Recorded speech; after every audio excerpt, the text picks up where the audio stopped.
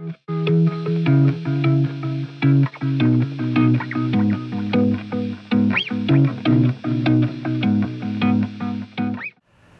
sont les qualités d'un manager de transition? Vaste sujet. J'ai l'habitude de dire qu'en mission, nous cherchons des leaders, puisque l'intérêt d'une mission de management de transition est d'abord de cristalliser l'énergie des équipes pour les amener vers l'objectif. Et pour cela, chez Actis, on recherche 3 qualités spécifiques, qui ne sont pas exhaustives, mais qui sont celles que l'on recherche avant tout.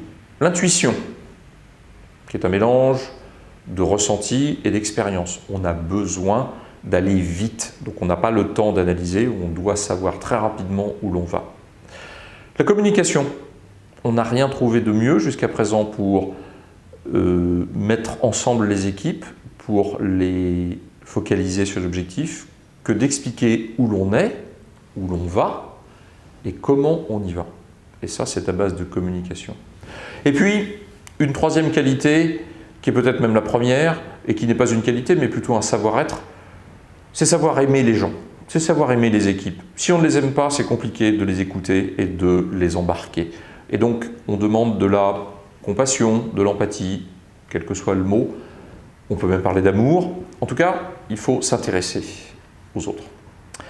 Mais la première qualité que l'on cherche chez un manager de transition, c'est savoir se vendre. Savoir se vendre pendant la mission, car nous sommes chez un client, et savoir se vendre avant la mission, bien évidemment, pour pouvoir signer la mission. Alors vous voyez qu'on est assez loin du CV, et je n'ai pas parlé des compétences techniques.